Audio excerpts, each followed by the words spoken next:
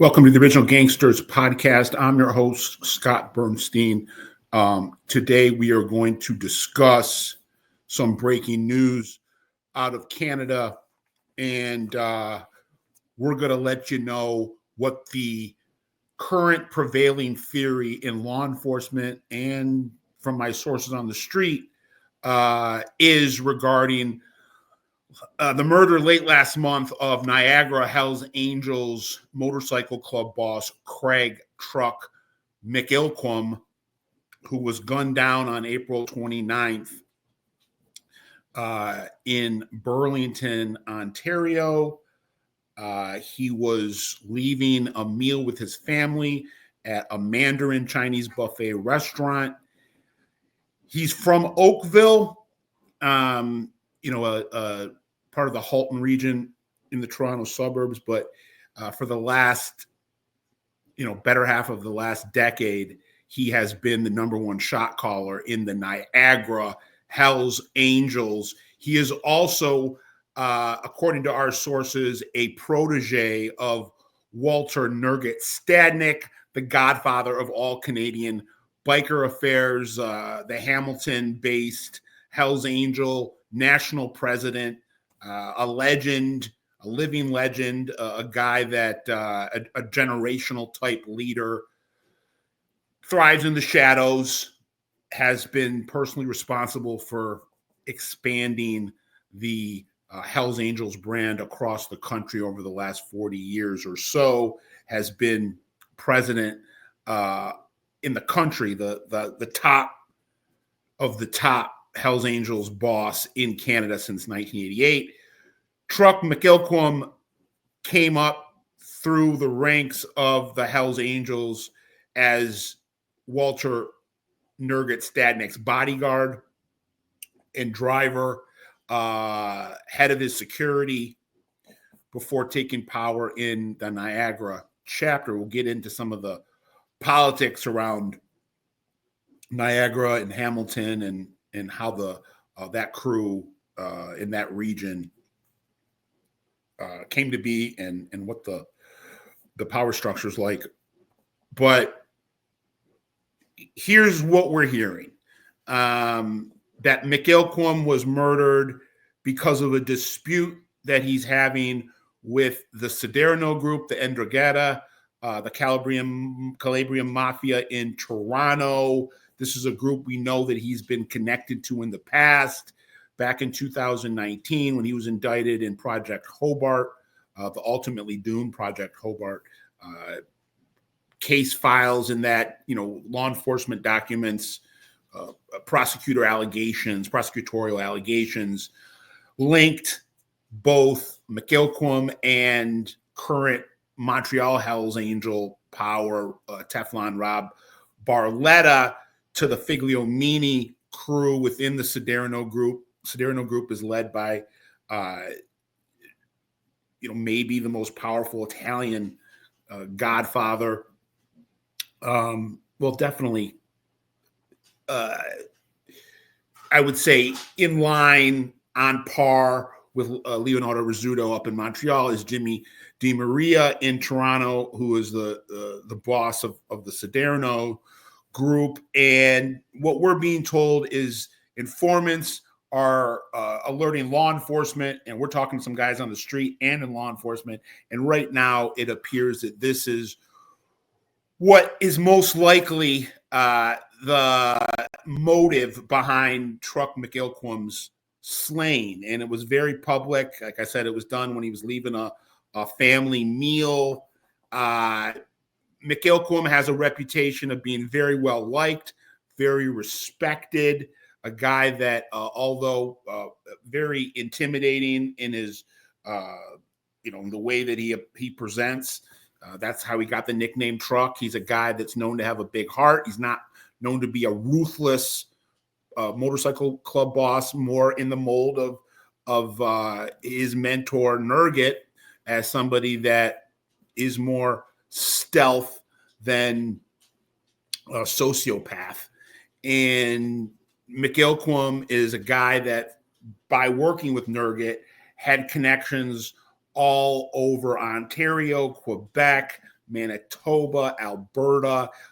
He was a guy that was often used as a liaison or messenger for Nergit Stadnik, based in Hamilton, and running the whole ship when it comes to the Canadian Hells Angels Nation. So, no arrests have been made. The investigations have been only going on now for about 10 days, but it's something that is pretty shocking at its face. This was not a minor player in Hells Angels Nation. This was a guy that, again, was beloved, and a guy that had a lot of power, a lot of juice, running, the region in Ontario, which is home to the Godfather, Nergit Stadnik. So you could connect the dots and say an attack on McIllquum is in some ways an attack on Nergit Stadnik and the whole city and hierarchy of Hells Angels Nation in Canada. I don't want to get ahead of ourselves and be too sensationalistic, but I think anybody that knew Truck McIllquum knew that he was a guy that speaks or spoke for Nergit Stadnik on the street, and that goes back to the 1990s. McIllquum was a Hells Angel that came in through the Windsor chapter out by us in Detroit. Windsor is the city that borders Detroit, Michigan, and in southern Ontario, and has been a place that Hells Angel have gained a foothold in, despite a lot of that area being outlaws territory. Hells Angel was able to come in and plant a flag in the early 2000s, and it had been some support clubs in the 90s. And McIllquum came in through Windsor, eventually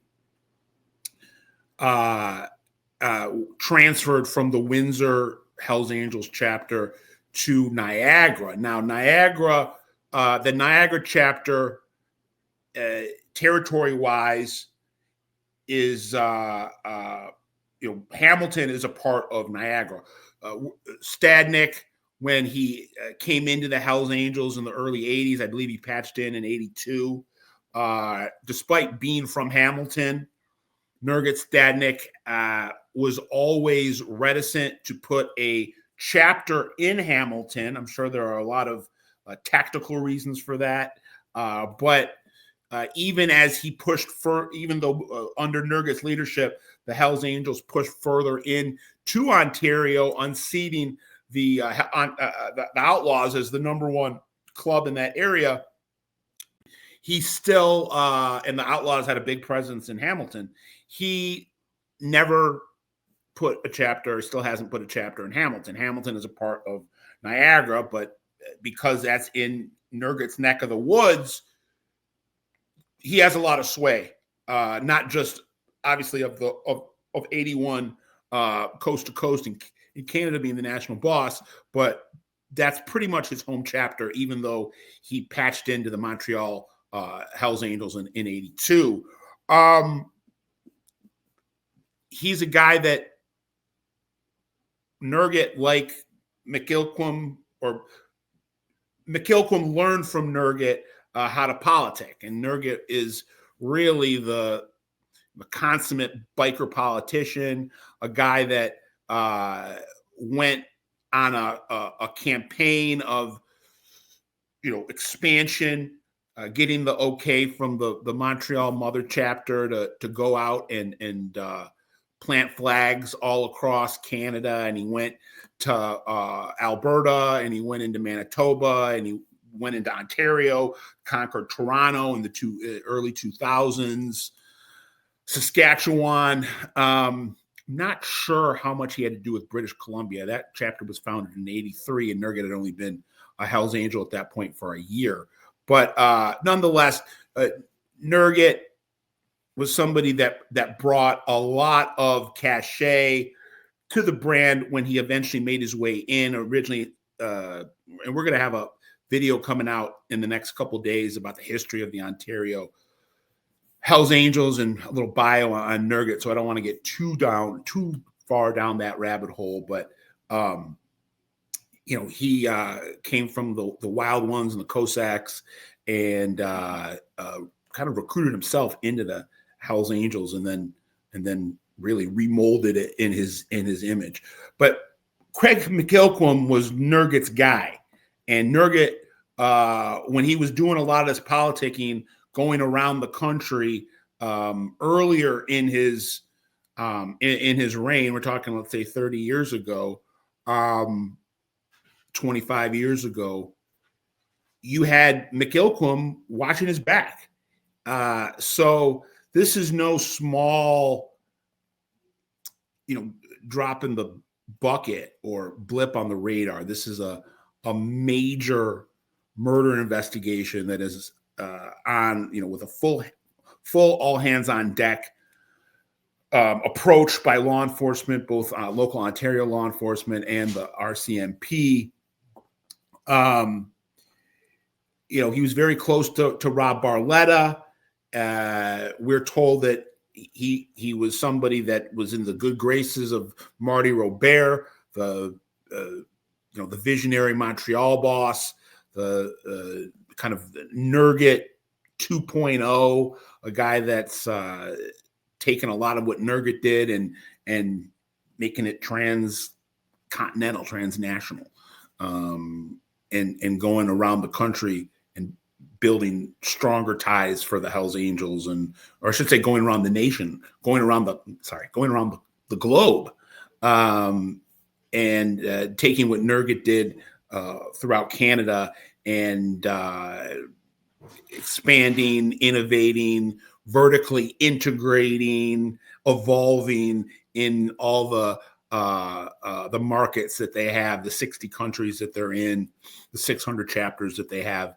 Nurgit and Marty are running the show for the Hells Angels right now in the world. And again, this is a guy that was, and Craig McIllquum was very close to the top leadership in the Hells Angels. So this is something that I think is being considered a top priority in terms of getting to the bottom of, both law enforcement wise and on the street. Barletta was part of that Project Hobart bust in 2019 with Truck McIllquum, and they were working with the Figliomeni crew within the Calabrian Mafia in Toronto, and they were also moving a lot of cash to the Caribbean.